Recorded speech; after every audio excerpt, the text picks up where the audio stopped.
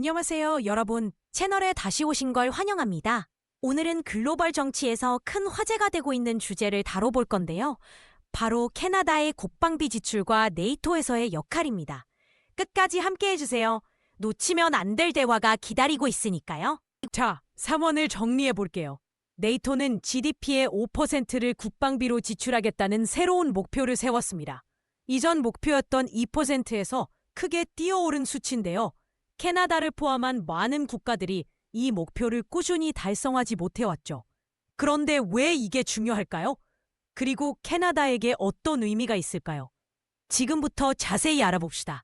캐나다의 국방비 지출은 수년간 GDP의 약 1.3절에서 1.4% 수준에 머물러 왔습니다. 네이토 목표에 한참 못 미치는 수치죠. 이건 단순히 숫자의 문제가 아니라 미국의 군사력에 의존하면서 우리의 책임을 소홀히 해왔다는 더 깊은 문제를 반영합니다. 사실상 캐나다는 미국의 안보 보장에 무인 승차해왔고 이제는 이 상황을 바꿔야 합니다. 기교를 위해 말씀드리자면 폴란드나 에스토니아 같은 경제 규모가 훨씬 작은 나라들도 국방비에 훨씬 더 많은 투자를 하고 있습니다. 예를 들어 폴란드는 GDP의 거의 4%를 국방비로 할당하고 있는데 캐나다는 여전히 뒤처져 있죠. 이 격차는 캐나다가 안보에 더 많은 투자를 해야 할 시급성을 보여줍니다. 그런데 왜 이런 일이 벌어졌을까요? 역사적으로 캐나다 지도자들은 국방비 지출보다는 국내 프로그램을 우선시해왔습니다. 미국의 보호가 무조건적일 것이라는 가정에 기댄 거죠. 이 전략은 냉전 이후 시대에는 효과적이었지만 글로벌 권력 구도가 변화하면서 점점 위험해지고 있습니다. 러시아와 중국 같은 권위주의 국가들의 부상은 국제 질서를 근본적으로 변화시켰습니다. 러시아의 우크라이나 침공과 중국의 군사 확장은 군사력이 여전히 글로벌 규칙을 좌우한다는 명확한 신호입니다. 캐나다가 이런 현실을 무시한다면 세계 무대에서 영향력을 잃을 수도 있습니다. 그렇다면 캐나다는 무엇을 할 수 있을까요? 정무자들은 스마트하고 목표 지향적인 투자를 제안합니다.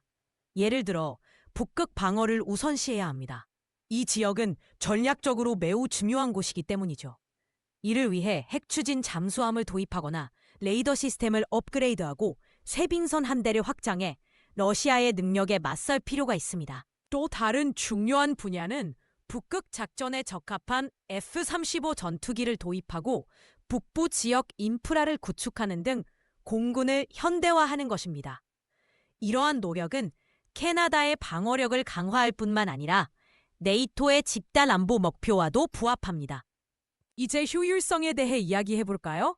국방비 지출은 모든 문제에 돈을 쏟아붓는 것이 아닙니다.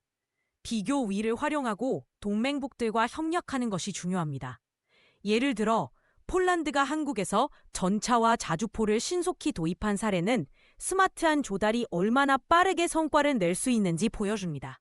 캐나다도 네이토 동맹국들과 검증된 시스템을 공동 조달하는 전략을 채택할 수 있습니다. 이러한 접근 방식은 비용을 줄이고 상호 운용성을 개선하며 자원을 효과적으로 활용할 수 있도록 합니다.